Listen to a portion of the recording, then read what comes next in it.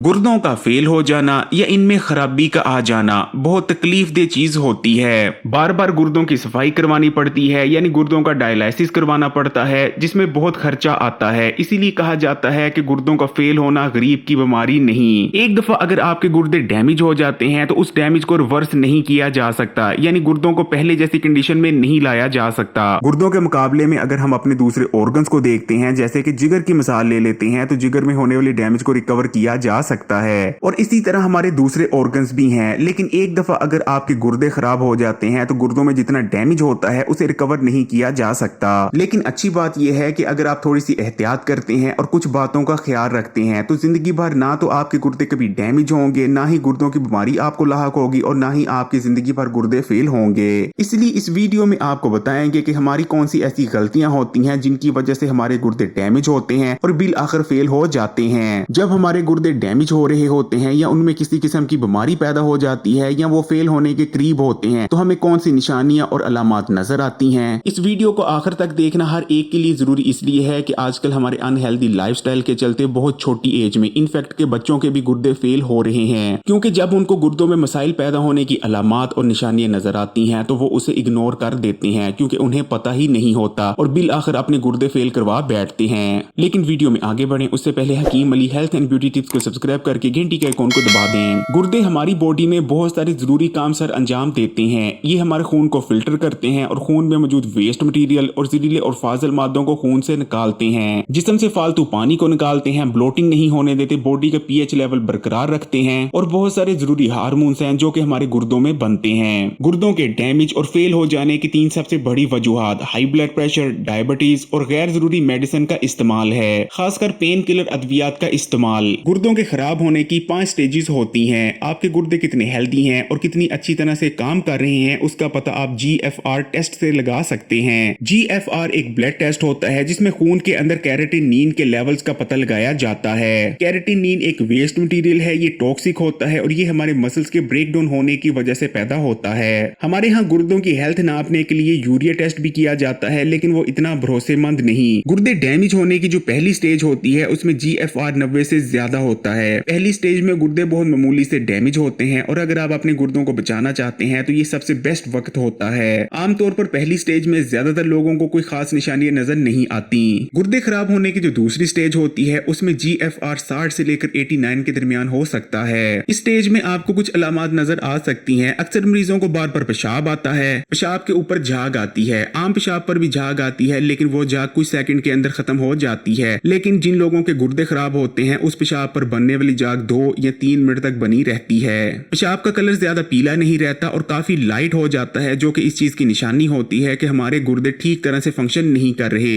Stage 2 के दौरान आपको ये निशानियां नजर आ सकती हैं, लेकिन जरूरी नहीं। कुछ लोग ऐसे भी होते हैं जिन्हें इनमें से एक भी निशानी नजर नहीं आती। उसके बाद आती है स्टेज 3A। इसमें GFR 45 से लेकर 59 के दरमियान हो सकता है। ज्यादातर लोगों में इस स्टेज के दौरान बहुत सारी अलामात और निशानियां नजर आने लगती हैं। चेहरे पर, आंखों के पास अक्सर सूजन रहती है, पाँव के टखनों और एड़ियों पर सूजन आ जाती है, ब्लड प्रेशर हाई रहने लगता है। गुर्दे क्योंकि खून में से कैल्शियम को फिल्टर नहीं कर पा रहे होते, इसलिए बहुत सारा कैल्शियम पेशाब के रास्ते हमारी बॉडी से बाहर निकल जाता है, जिस वजह से हमारे जिस्म में कमजोरी होने लगती है। प्रोटीन भी पेशाब के रास्ते से जिस्म से बाहर निकलता रहता है। गुर्दों के मरीजों के पेशाब पर जो झाग आती है वो प्रोटीन की वजह से ही होती है। जिस्म में प्रोटीन की कमी हो जाती है, जिस वजह से पट्टे कमजोर पड़ने लगते हैं और खासकर अक्सर लोगों में कमर में शदीद दर्द रहता है। हमारे गुर्दे इरेथ्रोपियोटिन नाम का एक हार्मोन बनाते हैं जो कि हमारे जिस्म में खून को पैदा करता है। इस स्टेज में आके हमारे गुर्दे इस हार्मोन को बनाना बेहद कम कर देते हैं, जिस वजह से हमारे जिस्म में खून की कमी होने लगती है। यही वजह रहती है कि गुर्दों के मरीजों को इरेथ्रोपियोटिन हार्मोन का इंजेक्शन लगाया जाता है ताकि उनके जिस्म में खून बन सके।